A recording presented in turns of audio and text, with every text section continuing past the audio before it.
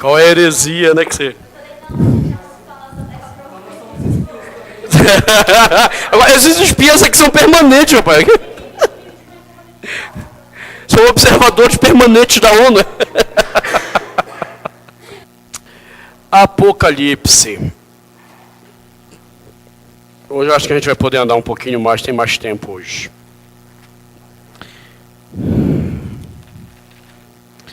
Capítulo 3. Não esqueçam de colocar o celular no silencioso. Isso nos ajuda. O que foi, Cato? Ok.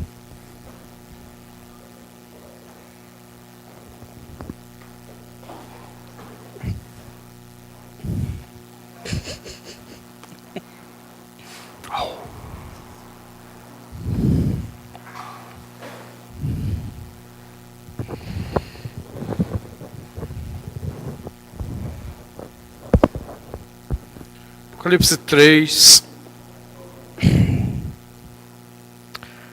a partir do versículo 7, ao anjo da igreja em Filadélfia escreve: Estas coisas diz o santo, o verdadeiro, aquele que tem a chave de Davi, que abre e ninguém fechará, e que fecha e ninguém abrirá.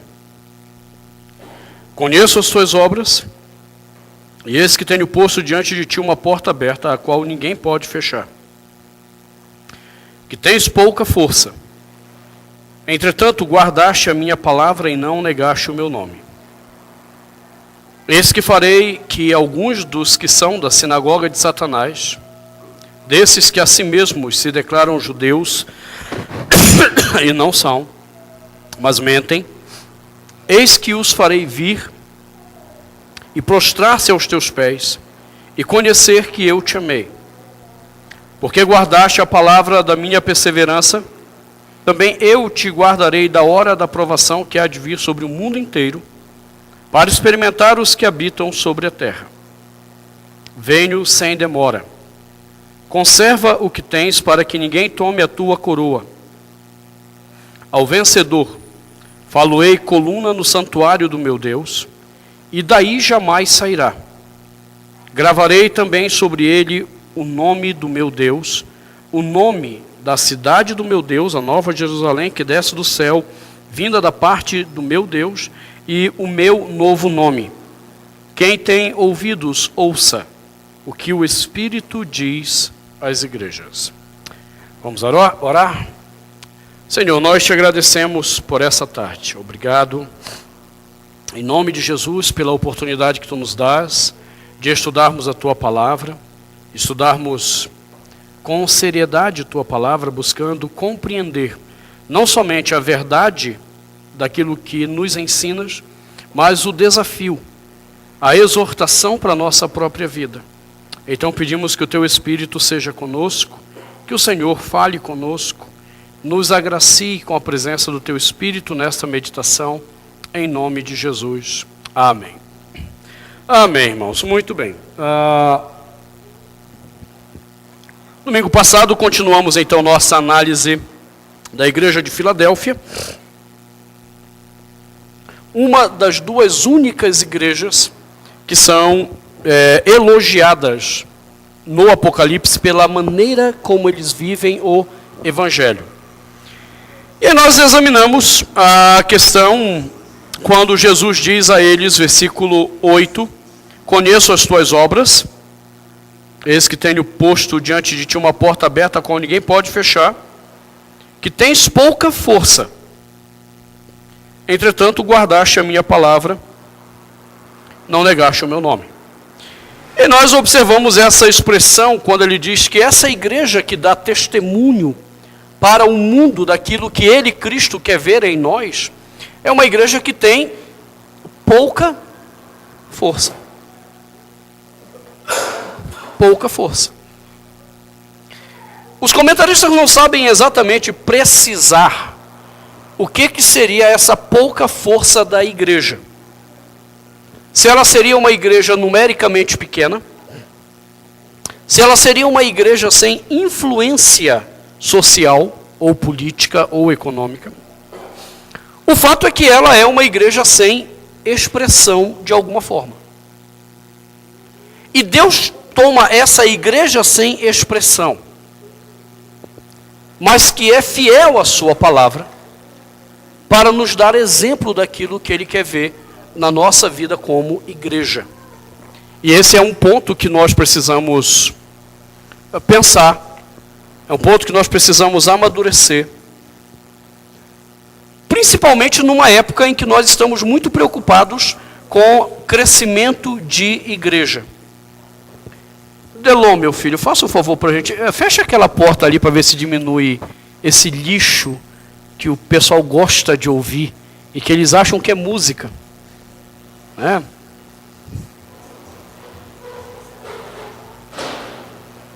Tem horas que dá vontade de fazer como Tiago e João. Senhor, o Senhor quer que a gente mande descer fogo do céu para...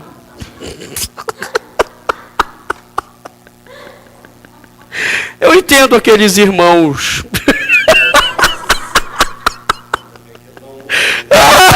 Aleluia. Nós estamos numa época, irmãos, onde essa questão de crescimento de igreja tem norteado o que é ser igreja e como ser igreja. A gente acha que Deus se agrada da quantidade de pessoas. A gente acha que Deus se agrada da influência social que uma igreja tenha. E é exatamente o contrário que nós estamos vendo na igreja de Filadélfia.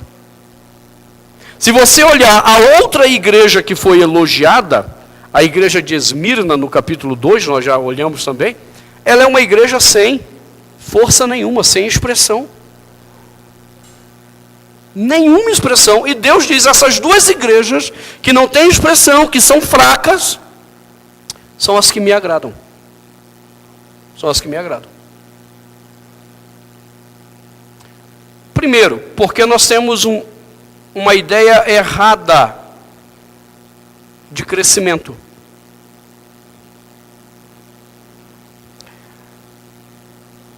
Nós não podemos aumentar o número dos salvos.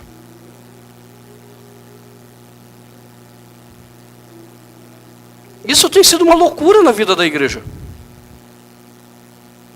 Ela achar que ela pode aumentar o número dos salvos. Não, nós não podemos fazer isso. Deus tem um número exato definido de salvos ao longo de toda a história. É o que nós já vimos na doutrina da eleição. Então, quando a igreja quer crescer, se desenvolver, ela perdeu a noção de que Deus é quem controla o número dos salvos, e não a igreja. E aí o pessoal inventa estratégia. Que não falta de tempos em tempos uma nova estratégia. Era estratégia... Quando eu me dei por gente sobre estratégia, havia a estratégia das conferências evangelísticas. Depois, com a ascensão da igreja de Paul Yong-Cho, surgiu a estratégia dos grupos familiares. Grupo de células. Passou um tempo, o grupo de células trouxe G12. Quando o pessoal estava começando a descobrir que o G12 era uma coisa maligna, aí surgiu o movimento do Rick Warren, uma igreja com propósito. E de lá para cá só tem se multiplicado o número de estratégias para o crescimento da igreja. Deus não está preocupado com isso. E se Deus não está preocupado com isso, por que nós estamos tentando trabalhar com o conceito de estratégias?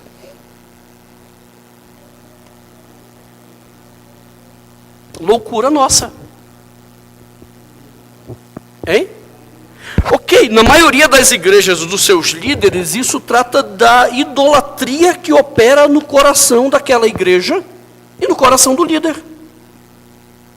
Por quê? Porque número de pessoas dizem respeito a status. Você imagina uma roda de pastores, aí dizem, quantos membros tem a sua igreja? Isso gera status. Mas é essa a preocupação de Deus? Nunca. Nunca, porque se verdadeiramente nós amássemos as pessoas na nossa igreja, o que menos nos interessaria é a quantidade de membros. O que realmente nos interessaria?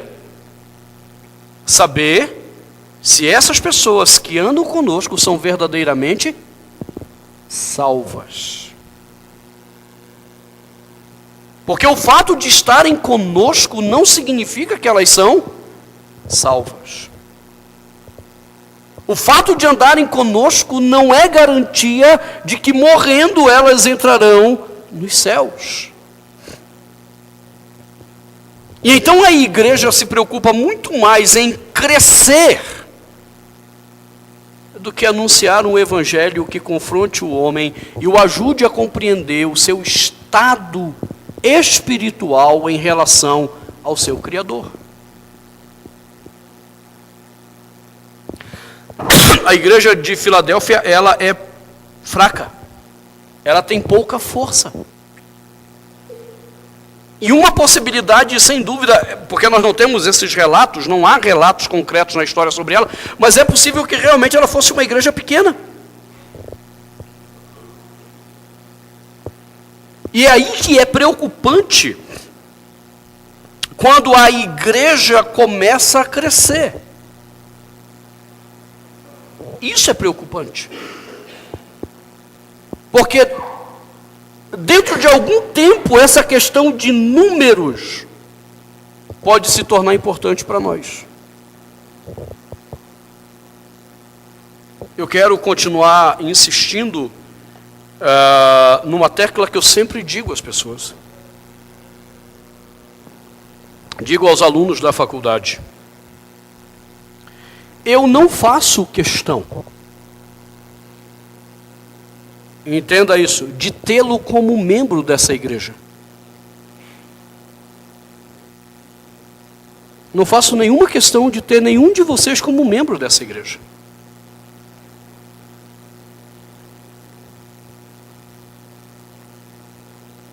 Eu peço a Deus que me dê irmãos para caminhar na fé e não membros de igreja. Eu peço a Deus que nos dê pessoas convertidas, que queiram crescer em Cristo Jesus, e não membros de igreja.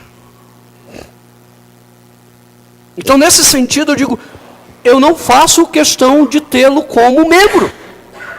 Se você espera que eu vá fazer alguma coisa para lhe agradar, para lhe manter aqui na igreja, alguma coisa que você acha que deveria ser feita e eu não faço, olha, você está na igreja errada, você tem que ir para outra igreja, uma igreja que se importe com números.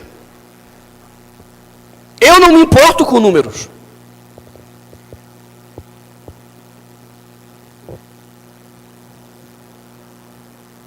Isso precisa ficar muito claro. Porque a hora que eu começar a me preocupar com o número, irmãos, eu vou começar a negociar o evangelho. Eu vou começar a negociar a verdade de Deus para tê-lo aqui.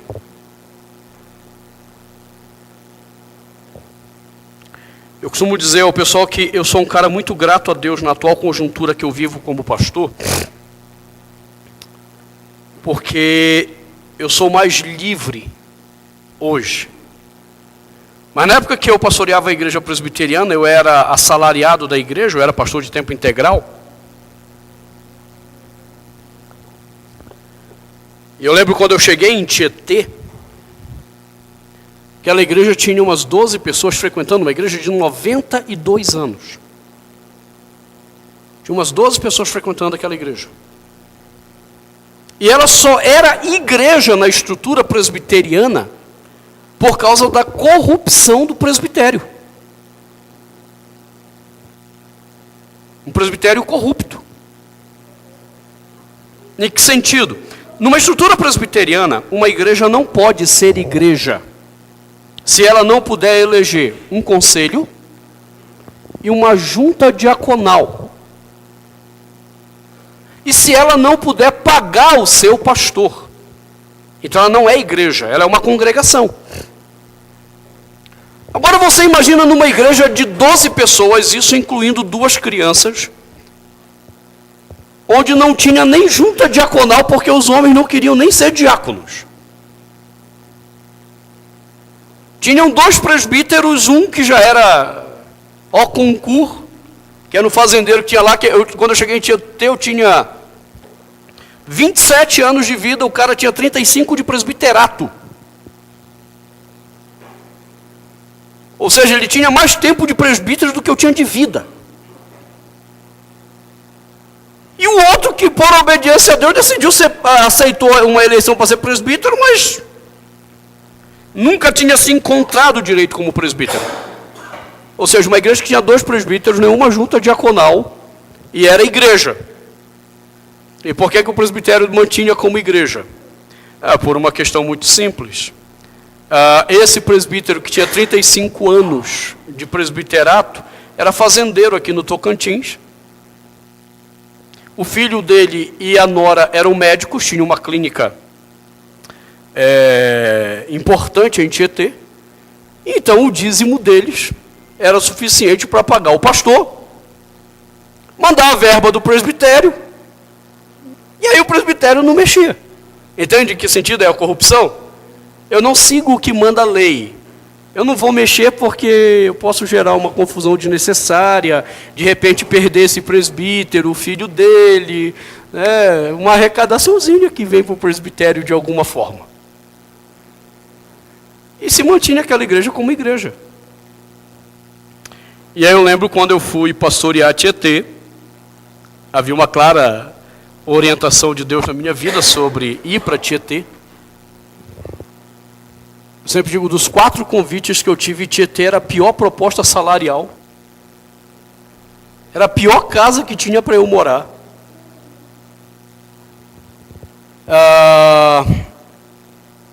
E eram os piores benefícios.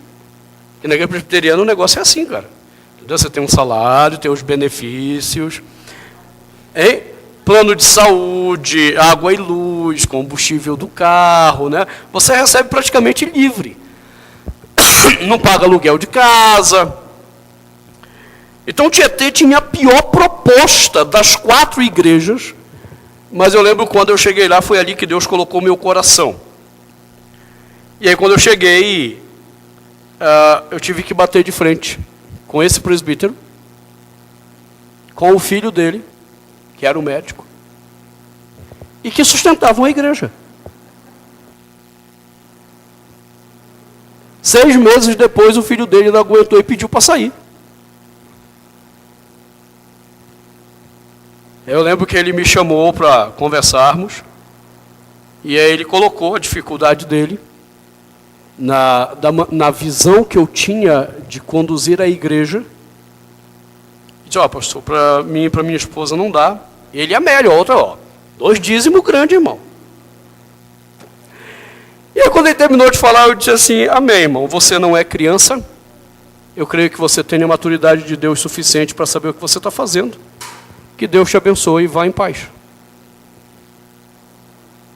Rapaz, aquilo foi um escândalo. O pai dele veio, o senhor não insistiu para ele ficar. Eu disse, não, seu filho não é nenhuma criança. Aí o outro presbítero, o Donizete, homem crente, Donizete chegou e disse assim, olha, não sei o que lhe dizer. Eu acho que o senhor é meio louco, mas tudo bem, porque com a saída deles, provavelmente o dízimo da igreja vai cair, e eu não sei nem como é que a gente vai pagar o seu salário. Eu disse, amém, filho, quem paga o meu salário não são vocês. Quem paga o meu salário é o Senhor. E o que era interessante é que, nessa loucura deles, eles não tinham visto que a igreja tinha crescido. Não houve um único mês em 8 anos de pastorado em Tietê que a igreja, no dia do pagamento, não tivesse o dinheiro para me pagar. E aí eu lembro que o pai dele, desse médico, depois boicotou o dízimo. Ele deixou de dar o dízimo porque era para ver se a igreja não conseguia me pagar e eu puxava o time de campo.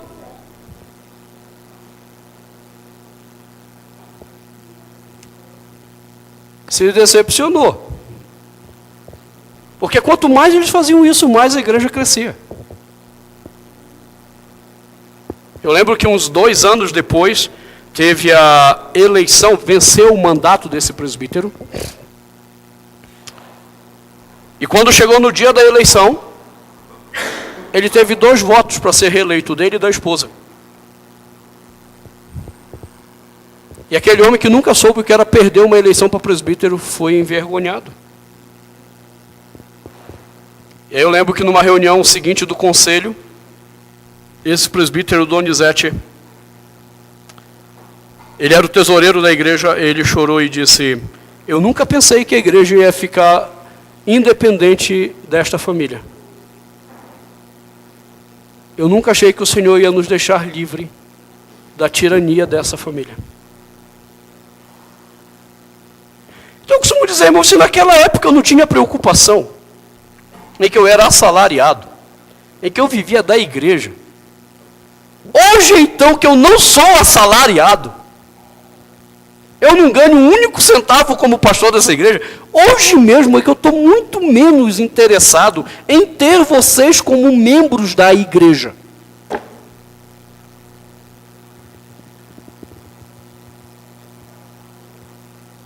Compreendem isso? Não faço questão de tê-los como membro dessa igreja.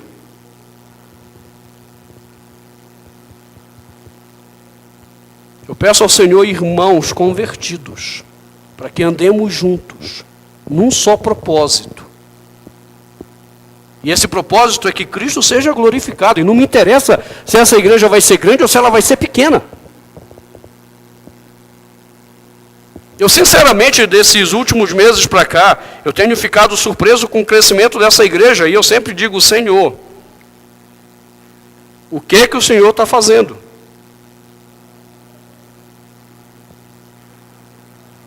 Ajuda-nos a compreender por que o Senhor tem nos permitido crescer.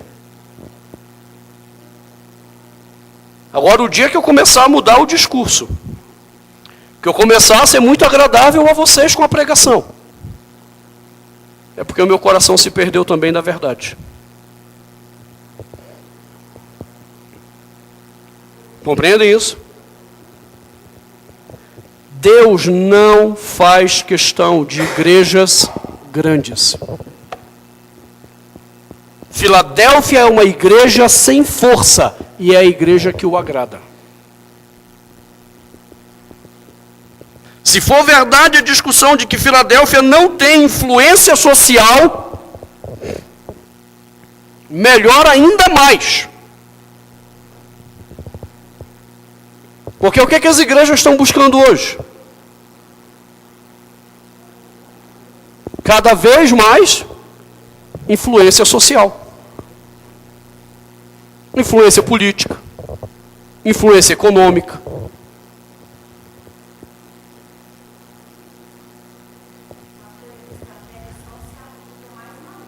Uhum.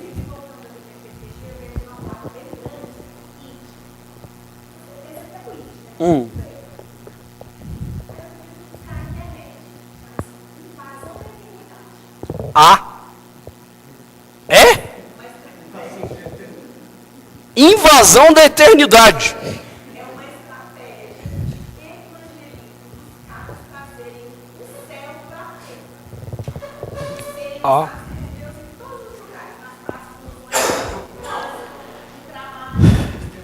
o negócio é bom. É forte, mas eu estou vendo. Voltando a Tietê, uma das coisas que sempre eu tive ojeriza, asco, nojo, chama-se Conselho de Pastores. Isso para mim é um reduto de corrupção sem tamanho. E aí inventaram de começar esse conselho de pastores de Tietê. Aí eu fui numa reunião, olhei e disse assim, não. Esses caras estão achando que vão ter influência numa sociedade por causa do pecado do coração deles. Não apareci mais na reunião. Aí um tempo depois o presidente que tinha sido eleito foi me procurar. Pastor Joel Ribeiro, presidente do Ministério da Assembleia de Deus Tietê. Aí ele ligou para mim, marcou um horário, fomos conversar. Aí ele foi pedir meu apoio ao conselho de pastores. Eu olhei para ele e disse, pastor, conselho de pastores é uma corja de corruptos, pastores enganadores, ladrões de igrejas. E eu sinceramente não tenho paciência para andar com vocês. Ele olhou para mim e disse, pastor, é isso que tem sido o conselho de pastores em vários lugares. Eu apenas quero que o Senhor nos dê uma chance para tentarmos construir algo diferente. Como ele não ficou dodóizinho, não se ofendeu com a minha sinceridade, e antes, pelo contrário, ele foi humilde em reconhecer que aquilo era uma grande verdade, eu disse, rapaz, você foi muito humilde para as minhas palavras. Eu esperava que o pecado da sua soberba florasse. Mas como você foi humilde, eu não vou lhe dar meu apoio. Eu vou observar o que vocês estão fazendo. Se você me permitir, eu vou como observador nas reuniões. E aí ele agradeceu com alegria, porque eu ia lá observar. E realmente eu vi nele e nas ações dele durante 2 anos de presidência, um homem cuja ideia de influência não era engajar a igreja politicamente ou socialmente para angariar votos depois ou benefícios para algumas pessoas. Posteriormente, eu fui eleito presidente do Conselho de Pastores. Mas o compromisso era manter a linha que o Joel havia começado. E isso foi bem legal. Porque o que normalmente nós vemos?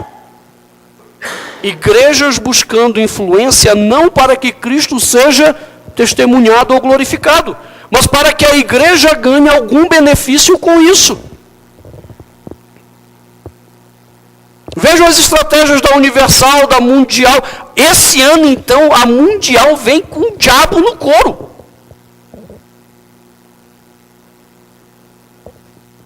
Gostaram do trocadilho, moçada?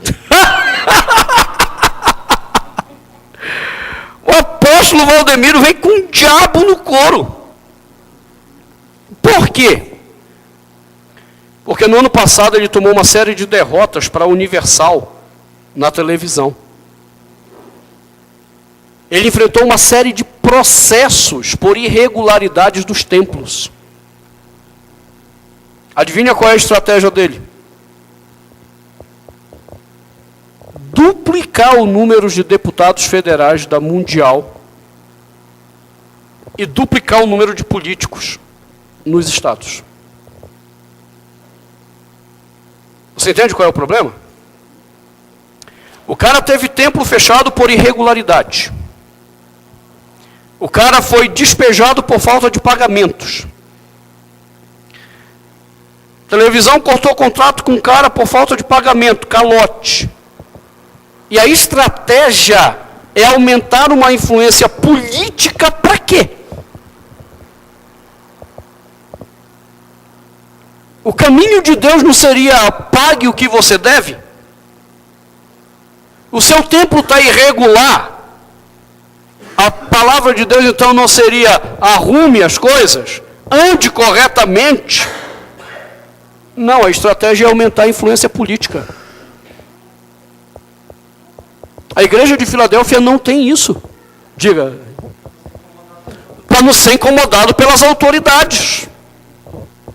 Nós temos um cast, né, de políticos prontos a nos defenderem numa situação dessa. E a gente pergunta, é essa a influência que a gente quer ter no mundo? Tem uma influência política que envergonha o nome de Jesus Cristo? Não, então eu quero ser uma igreja fraca. Eu quero ser uma igreja como a de Filadélfia, sem força. Uma igreja que é capaz de aprender na humilhação a glorificar ao seu Senhor. E não por meio de sua exaltação e soberba, o número de membros que tem, o número de políticos envolvidos. Essa é uma das coisas que me atraiu na história da nossa igreja no Brasil.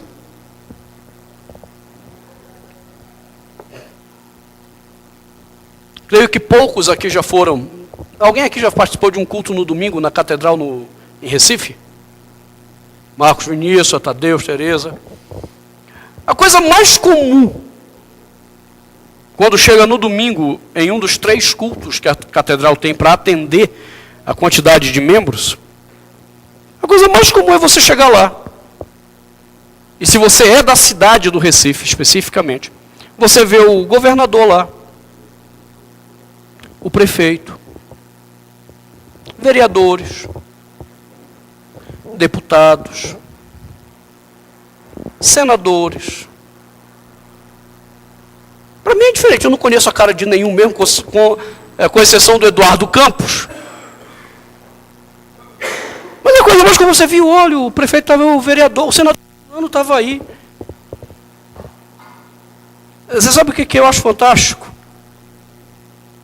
É que termina o culto, o nosso bispo não tem aquela assim, hoje nós estamos recebendo o governador do nosso estado.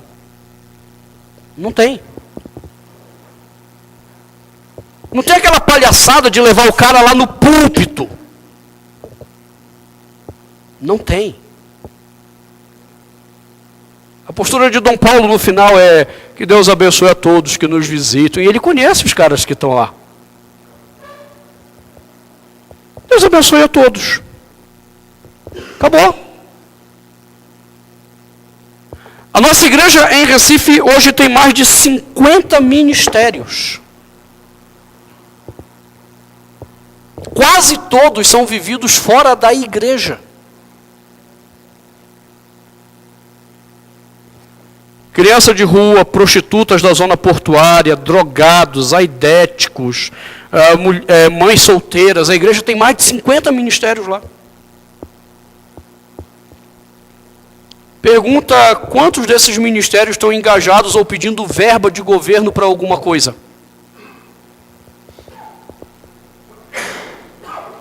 Procura quantos outdoors ou propaganda a igreja faz desses ministérios.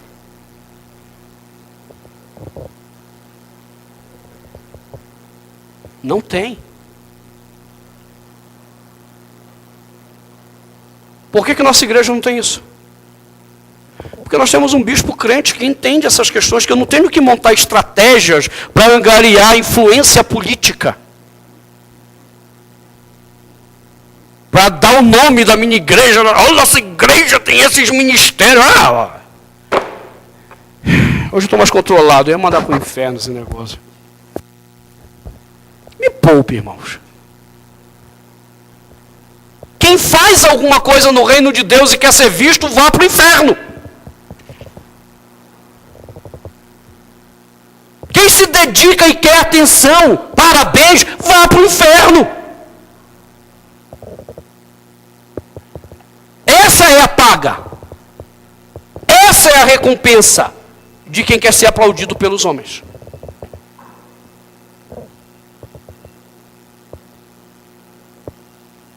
Nós não fazemos nada para sermos influentes. Mas tudo que nós temos que fazer é para testemunhar da glória de Cristo no mundo.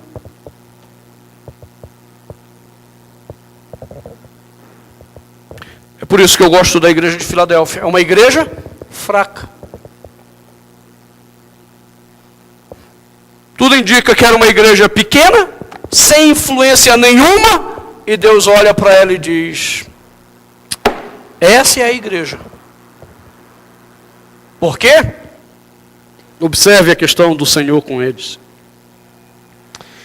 Versículo 8: conheço tuas obras. Eis que tenho posto de ti uma porta aberta, a qual ninguém pode fechar. Que tens pouca força. Entretanto, guardaste a minha palavra. Eu não quero saber quantos membros tem a sua igreja, cara. Eu não quero saber se a sua igreja é grande ou pequena, isso não me interessa. Eu não quero saber qual é a influência de vocês no mundo. Eu quero saber o quanto vocês guardaram a minha palavra.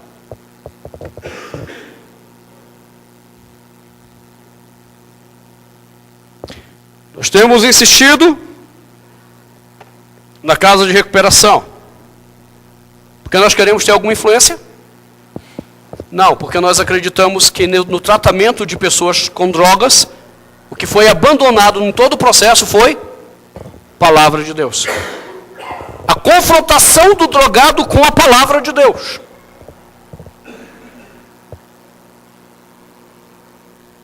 Quero saber de influência.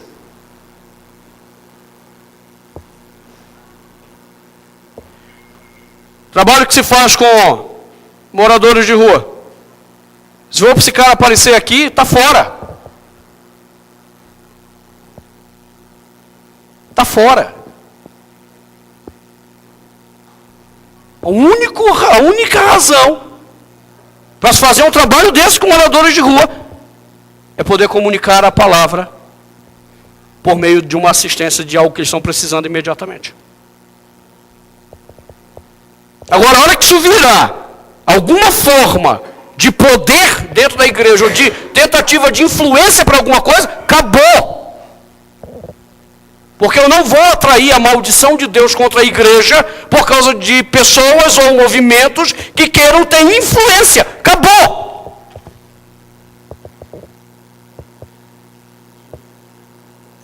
Entendem isso?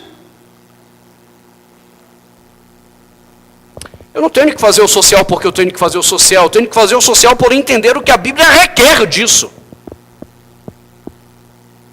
Tem um monte de igreja querendo fazer o social porque o mundo diz que tem que fazer.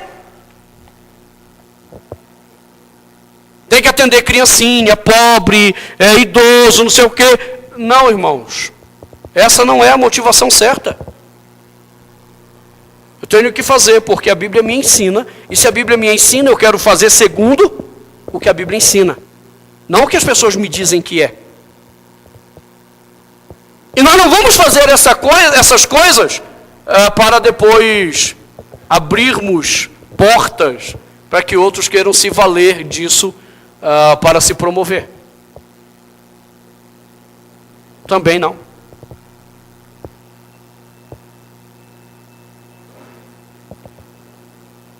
Quando nós vamos fazer qualquer coisa, um ensinamento de Jesus muito claro é: se você vai dar uma esmola a alguém, que a tua mão esquerda não veja o que faz a tua mão, ou seja, nem você mesmo deve tomar conhecimento, quanto mais os outros.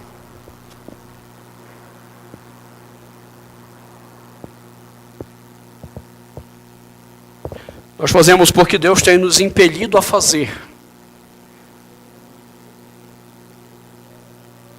É assim que funciona.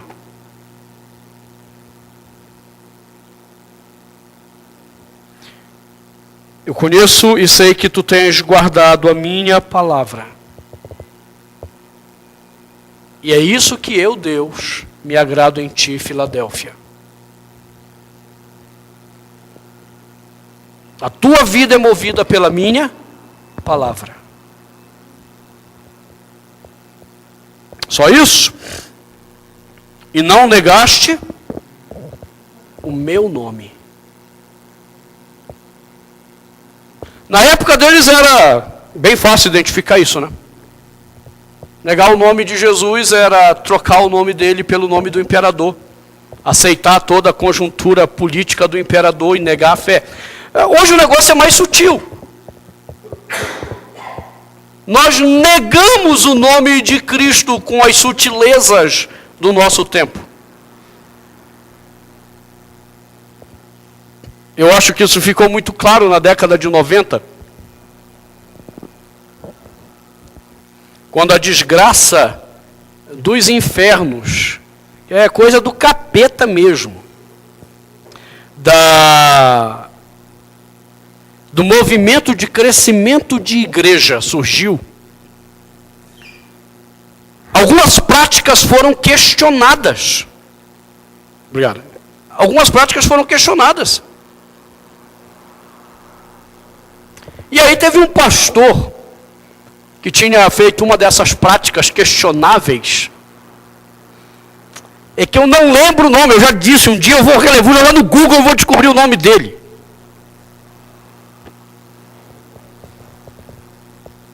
Eu acho engraçado que aluno diz que isso é falta de ética. Não, não é falta de ética. A partir do momento que o cara disse publicamente, acabou.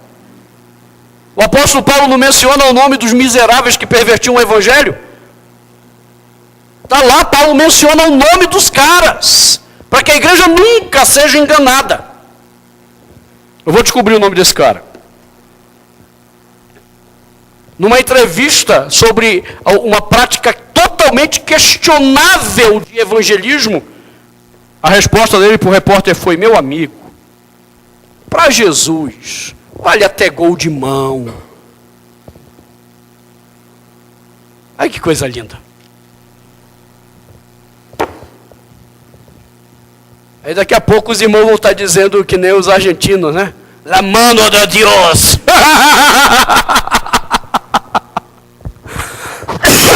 É la mano mesmo, né? La mano de Dios. Lembra daquele gol do Maradona que deu o título para a Argentina? Um gol totalmente irregular. Ele meteu a mão na bola e o juiz deu gol, rapaz. Não, para Deus não vale gol de mão. Para Jesus Cristo não vale gol de mão. É errado, é irregular. E Ele não aceita o que é errado e irregular. E aí a gente está negando o nome de Jesus quando a gente começa a aceitar essas sutilezas. Em nome dEle, nós envergonhamos o nome dEle.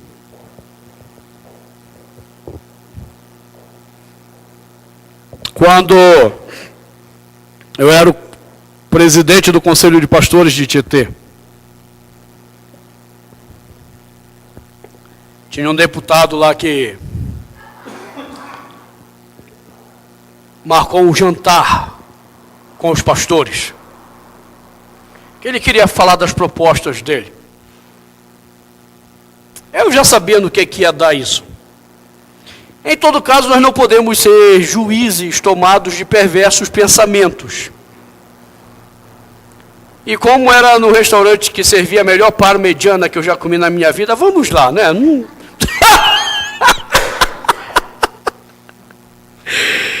E fui ouvir o deputado, ô desgraça. Ainda bem que a parmegiana era muito boa. E aí quando ele terminou, falou dos planos, e insinuou exatamente essa coisa de fecharmos o voto de cabresto, de indicarmos em quem votar. Eu disse: deputado, no que depender de mim, e enquanto presidente do Conselho de Pastores dessa cidade, o senhor não vai ver um mínimo esforço meu, e nem do Conselho de Pastores, para lhe ajudar.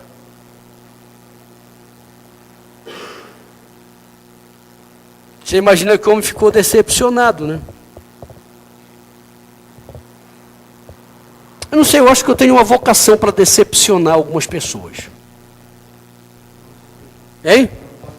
É um dom de Deus, irmão, e muitas das vezes, nem sempre.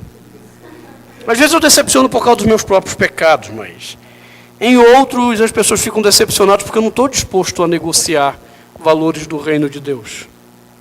Mas não estou mesmo.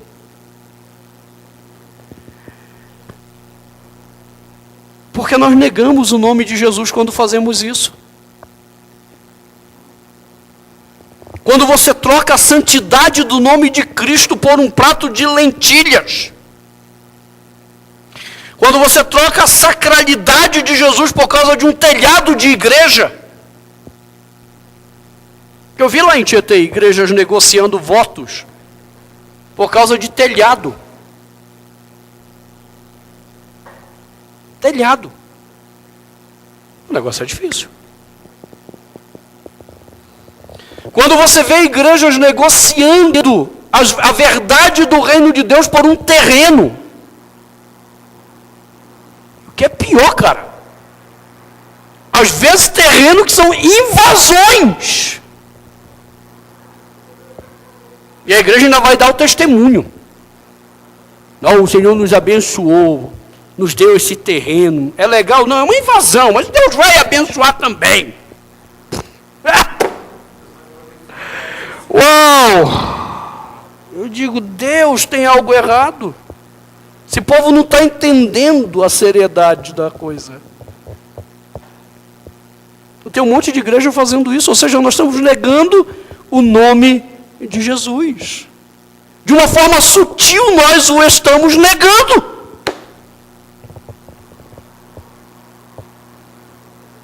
E ele olha para essa igreja e diz, eu conheço as tuas obras. Você guardou a minha palavra. Você não negou o meu nome. Você não fez negociatas.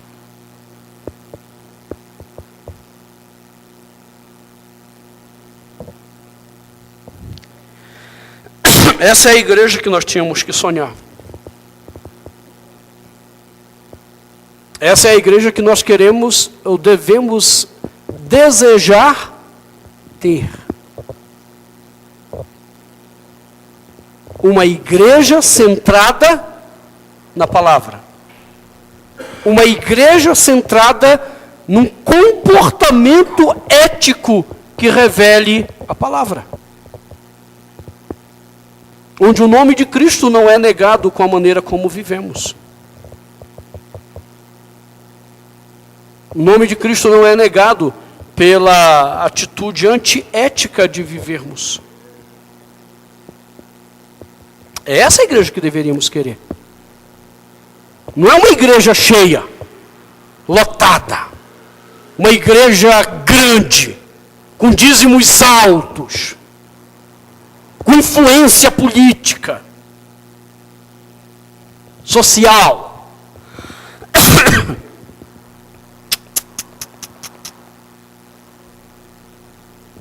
Isso é caminhar na direção de uma igreja que Deus não se agrada. Qual é a igreja que queremos?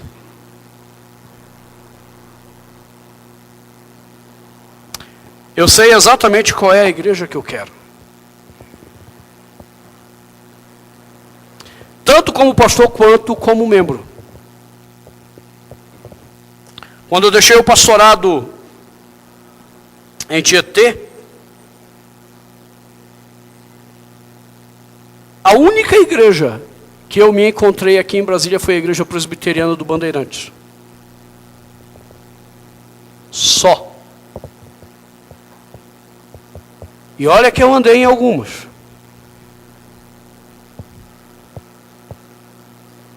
Até creio que tenha outras igrejas bíblicas. Tenho visto algumas outras igrejas bíblicas hoje.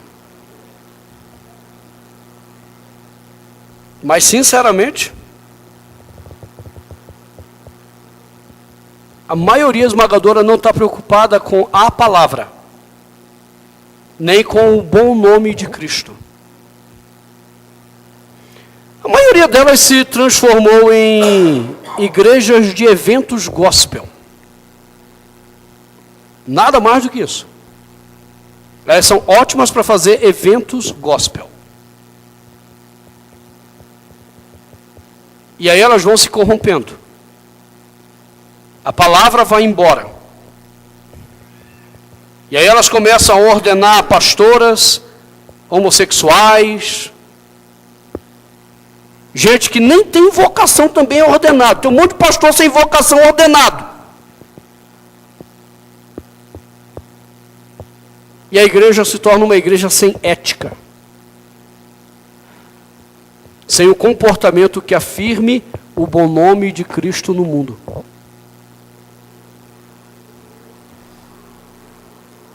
Deus se agrada de uma igreja centrada na palavra. Deus se agrada de uma igreja que não nega o seu nome, ou o nome do seu filho com o seu comportamento.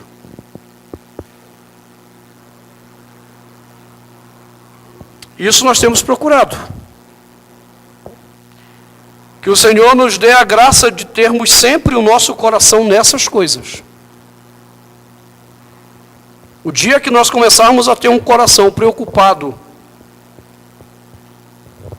com o número de membros, com o tamanho da igreja,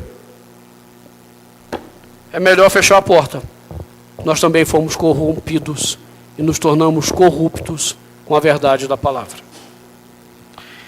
Para isso, obviamente, eu conto com as orações dos irmãos, para que o meu coração não se corrompa. Do mesmo jeito que eu oro para que Deus dê a vocês um coração que queira ser bíblico.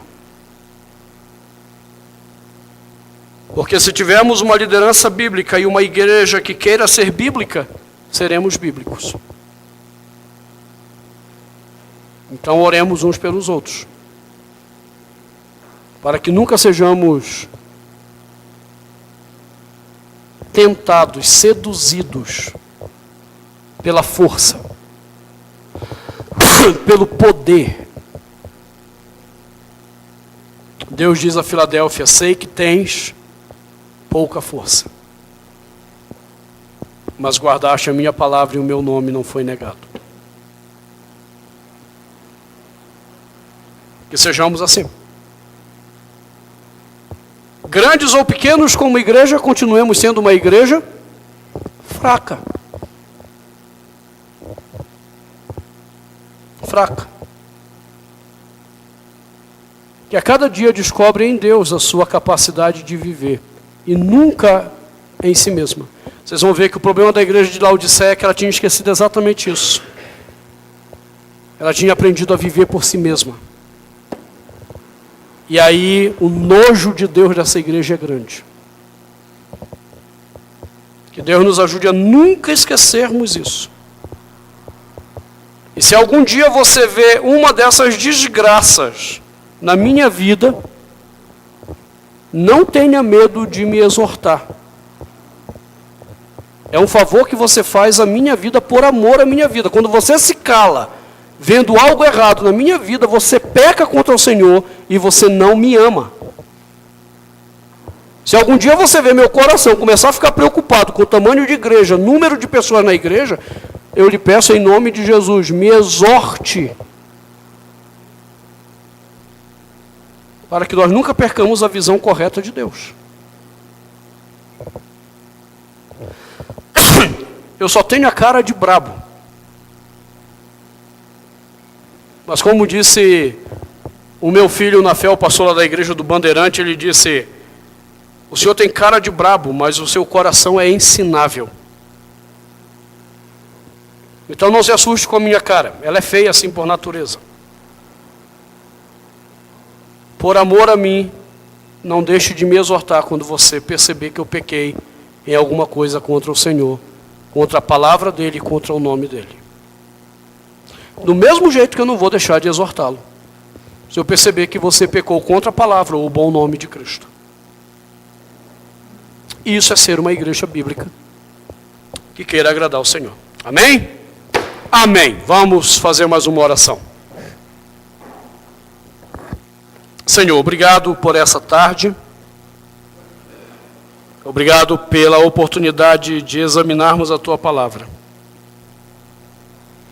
Concede-nos a graça, Pai, de termos o nosso coração em Ti, disposto para Ti, a fim de vivermos aquilo que é o Teu querer em nós.